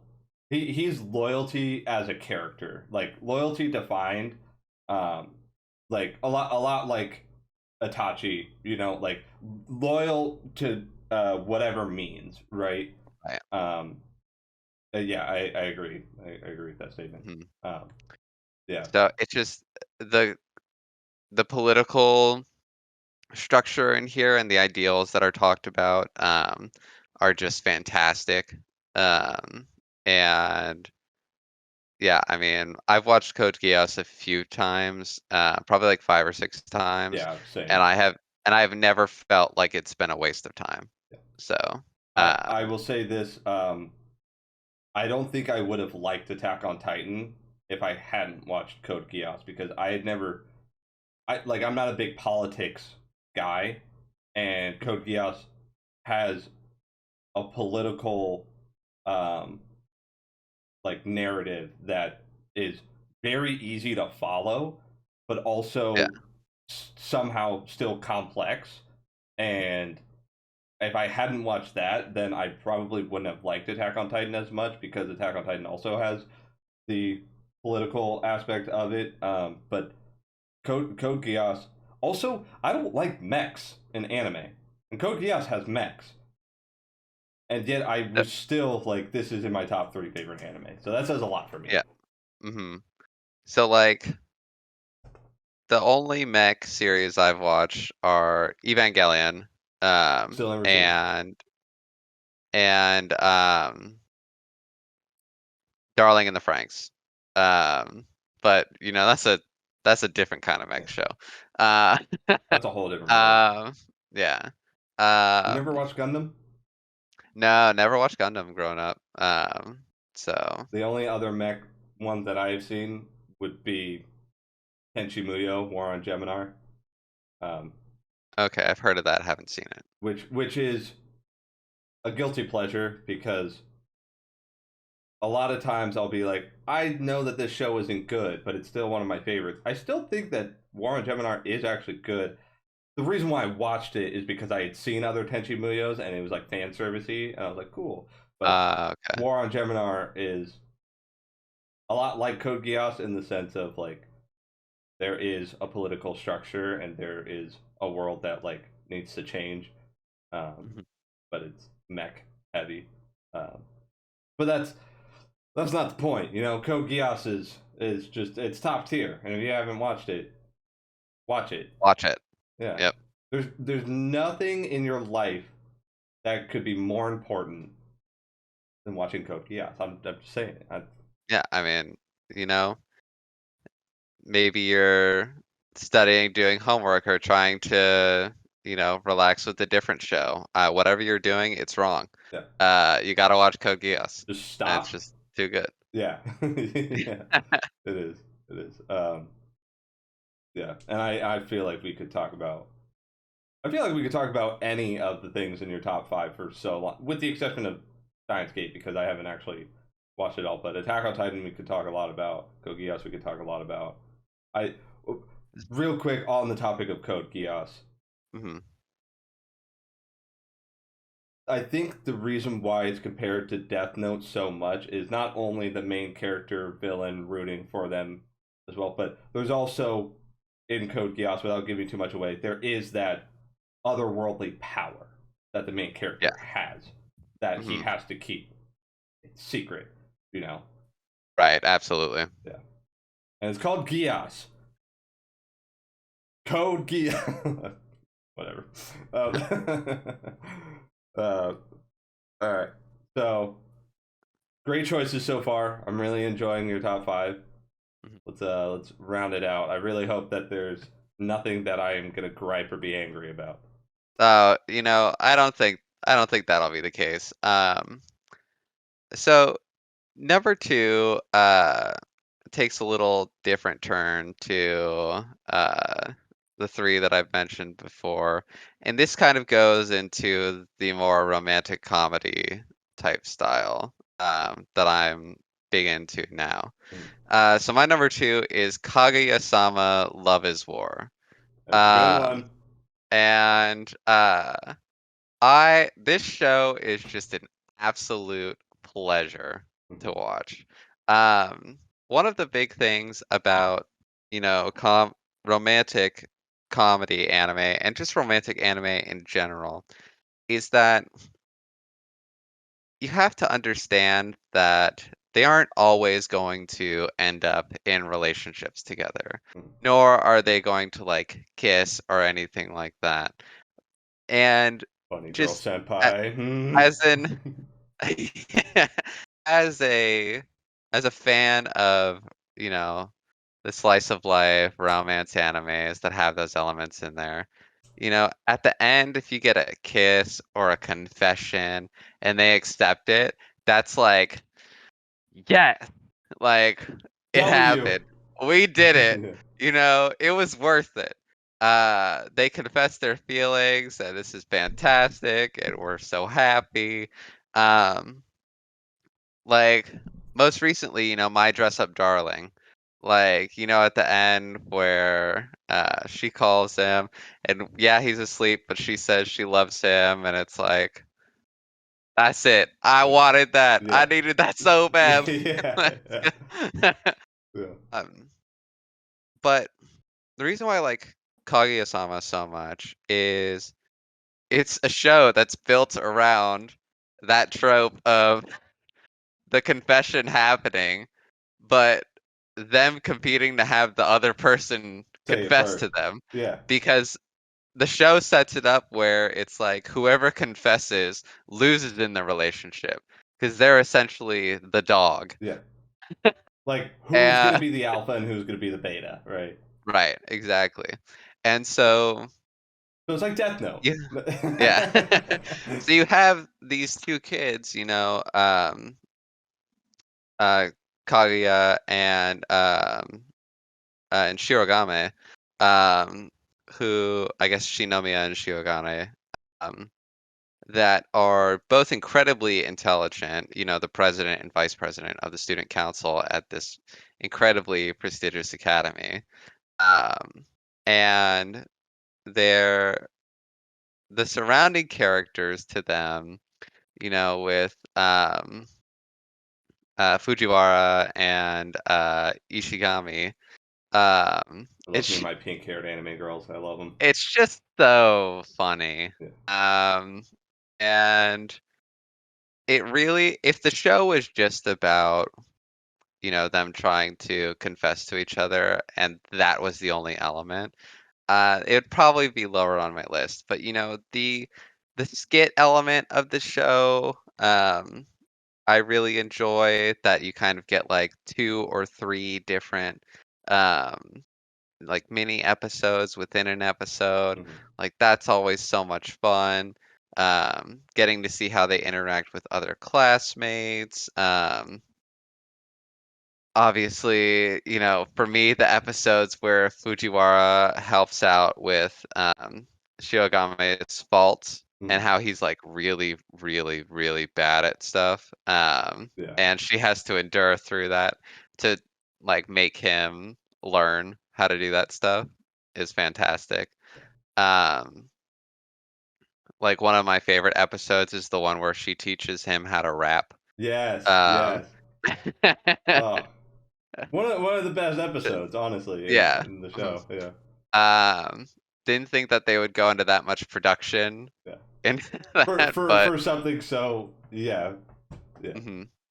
Um, but yeah, I mean, it's just the show makes me feel good, and it's just so much fun. The characters are fantastic. And who know?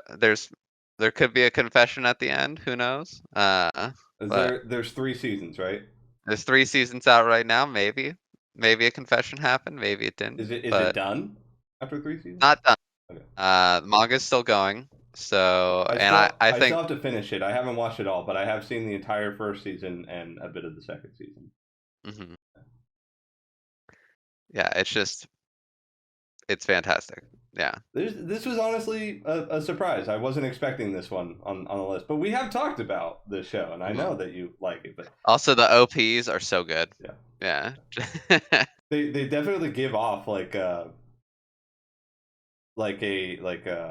cat and mouse vibe, right? Like kind of Mhm. jazzy a little bit, and um, I don't even know if jazzy is the right word, but yeah, I do like the openings. Those are good openings.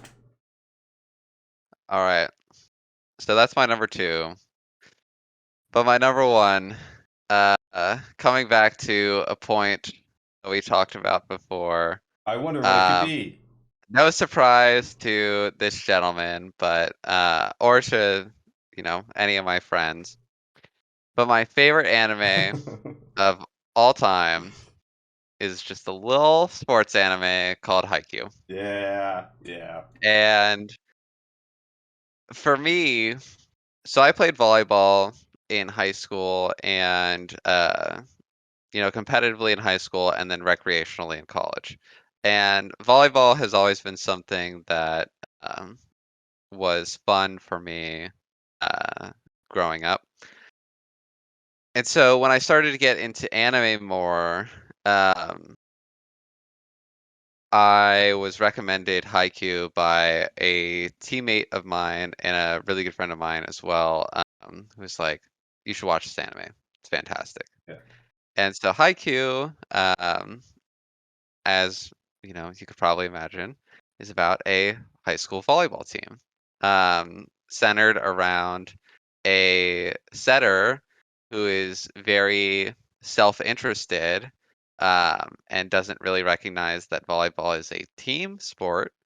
Um, That's and Hinata? it, no, Okay. that's uh, oh, now I've spoken too much about Other animes. I wanted to say Kaguya, but it's Kageyama, Okay. Tobio. Okay. Um, I was gonna say I don't and think Hinata is the self-interested no, one. Yeah. Hinata is the short kid who's been Short King. uh consistently um misjudged as far as his athletic ability is concerned, but has an insane vertical, um his ability to jump. Yeah. Um, and these two um, play against each other one game in middle school and decide to have a rivalry, and they end up at the same high school. So it's On the same they team? on the same team, yeah. Um, and so they end up, um, you know, their relationships with their teammates. You have your hitters, your libero, who mainly just tries to, pass the ball.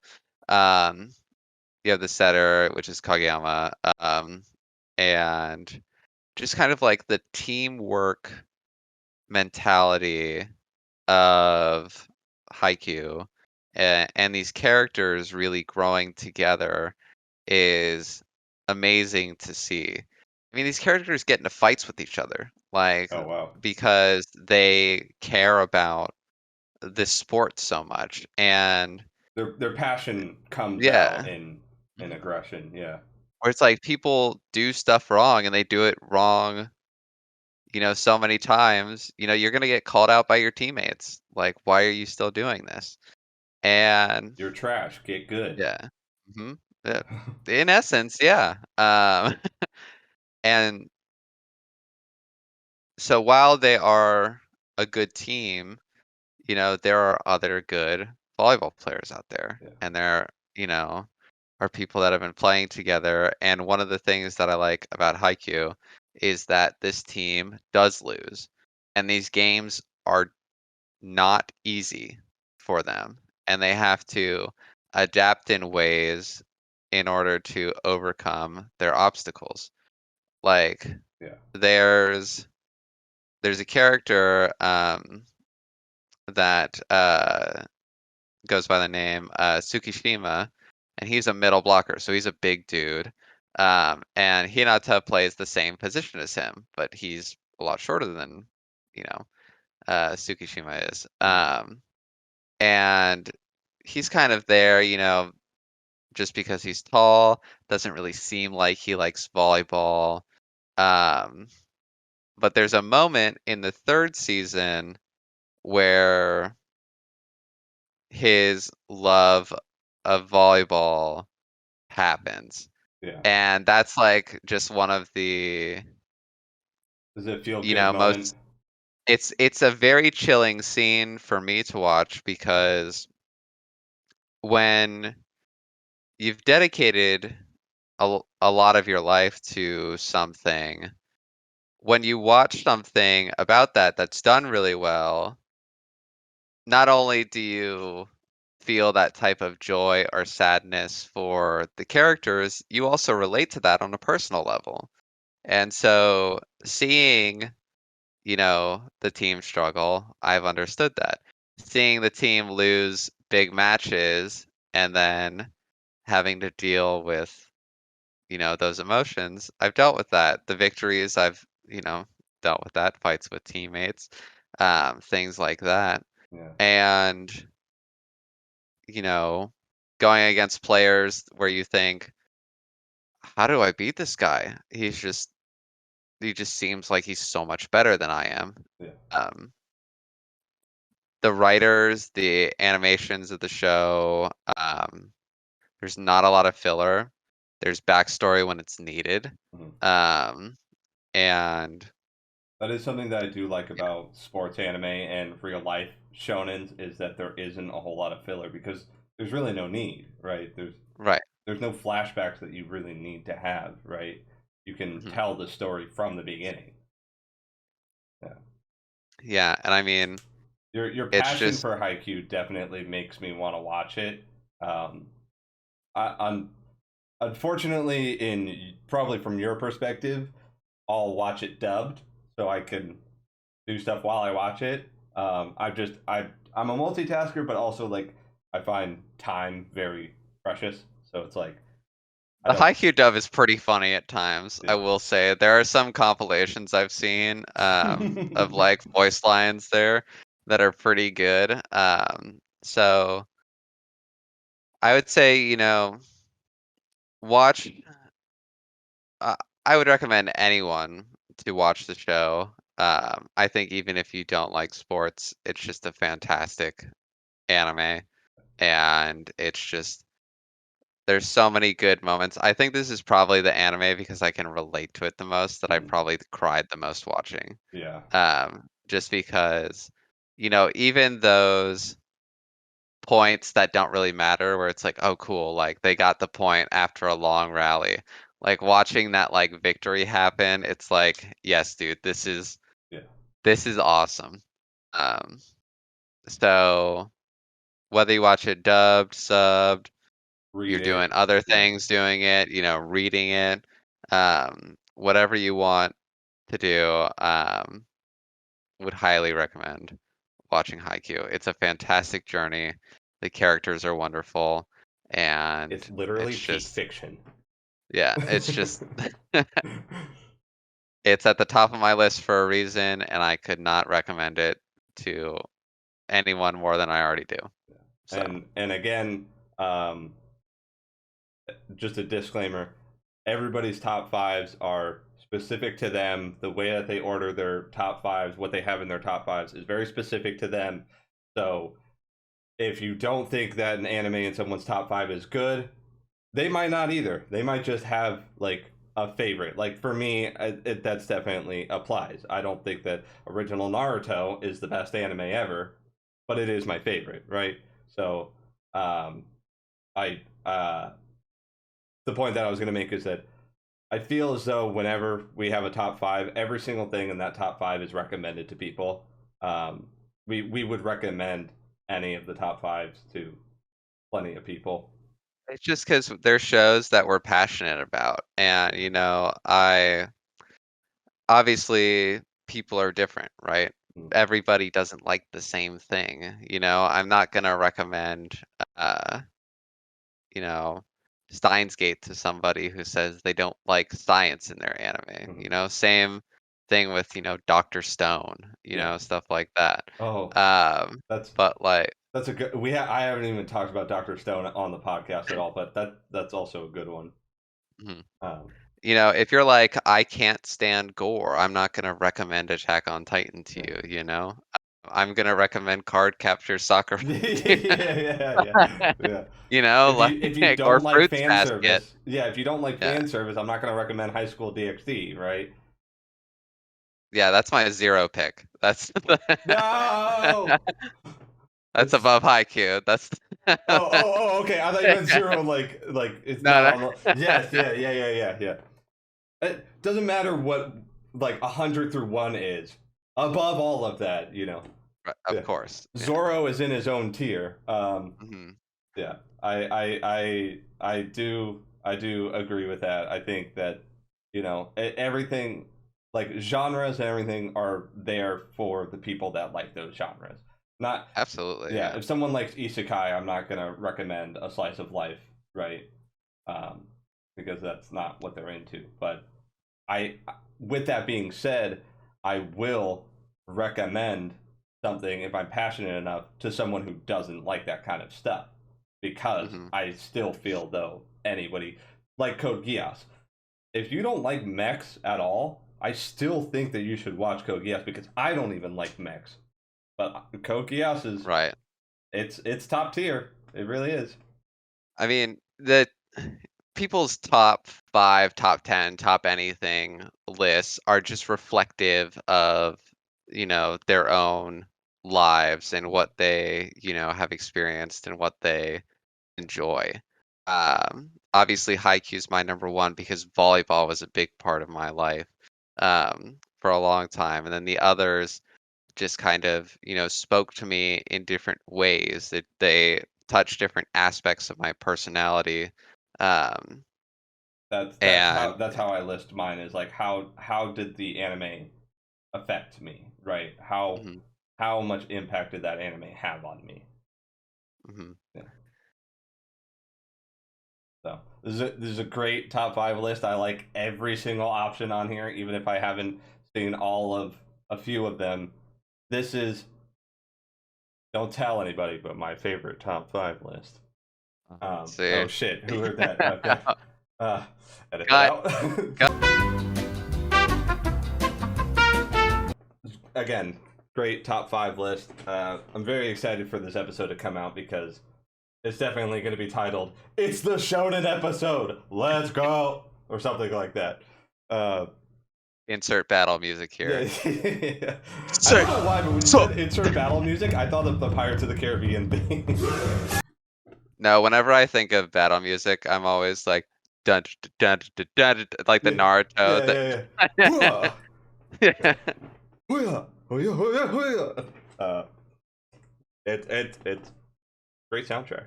Um, Mhm. so final question before we get out of here, and go play some Magic. Real quick, Do it. do you have Yeah. like favorite anime movie or a couple? Um, and Yeah. why are they all Studio Ghibli movies? I'm kidding. They aren't all Studio Ghibli movies. A Silent Voice, and Your Name are probably my two favorite. Still haven't seen Your Uh, Name, but I don't know. I don't know if I told you this, but Amanda had me watch Silent Voice. We watched it together, but she wanted to watch me watch it because I hadn't seen it. Talk about something that I can relate to, yeah. hearing disability and all. God dang, I was I, cr- I was vocal throughout the whole movie, and also just I I cried twice in it. yeah, I cried a lot in that movie. Yeah, Um, still haven't seen Your Name though, but that's next on the list. that's fantastic movie. Would recommend to anyone. Okay. Um, and the other question I wanted to ask, because it pertains to something very quick that we talked about, but do you have um, do you have like favorite comedy specific animes? Ooh, yes. Ooh, I good like list. Psyche K. I like Psyche K a lot. Good one. That show's pretty funny. I also like Devil is a Part-Timer. Um, that show. Still need to watch it. I haven't seen it. Yeah. Everybody Season talks about two. how good it is, though. Season two came out. Mhm. And then this one. I That's like it. Kami Can't Communicate, but I like the I like the anime. The manga is really good as well. And this adds a little bit more to it, but I also think that Assassination Classroom is pretty funny. But there's also a really good show in there as well. Did you Um, watch the episode that I did with Dane by any chance? I haven't yet. Okay. He talks about Comey. He mentions Comey once, but he likes that one. We talk about Assassination Classroom a little bit, and what was the first one he mentioned? Uh, uh, oh, Psyche K. Psyche K. Yes, he recommended Psyche K to me. We talk about Psyche K a little bit as well. Um, so I think it's funny Psyche, that Psyche K is that skit humor that's yes, really funny. yes, Um, Nichijou is also really really good. I haven't It's even heard just of that. it's just very like It's on Funimation. It's just like a really short skit styled, very, very stupid humor type stuff. It's just an absolute joy to Yeah. watch. I'm surprised you didn't say Cautious Hero, because that is definitely my favorite comedy one. I think it's the funniest one that I've ever watched. Cautious Hero is okay. The story itself is whatever, but I think the humor in Cautious Hero is definitely pertains to my type of humor, which is like mm, there's no need, right? If there's no need to do something, but someone does it anyway, that makes me laugh really hard because it's like I'm just gonna, I'm, I, I don't care that it's a level 1 weakest creature in all of the world. I'm going to use my ultimate at max power on right. this one Yeah. thing. That makes me laugh so hard. Yeah, I had a great time. This is definitely the shonen episode, the one I've been waiting for so long. I can't wait to get more shonen people on. You know, it was a really tough 3 weeks. I'm gonna be honest. Yeah, I mean, there just hasn't been enough action. Those were all the filler episodes, and now we're back to the main story There we here. go. Yeah. That's what I'm talking about. Oh my god, this guy! You know this guy DMs D&D. He's really good at bringing things together, making the story move. Uh, awesome. Well, thank you again for coming on. I appreciate it. Absolutely. Yeah, and yeah, thank you guys for watching Anime Therapy Podcast episode 4. And as I always say, keep enjoying anime and adios. Play Persona 5. Play Persona 5.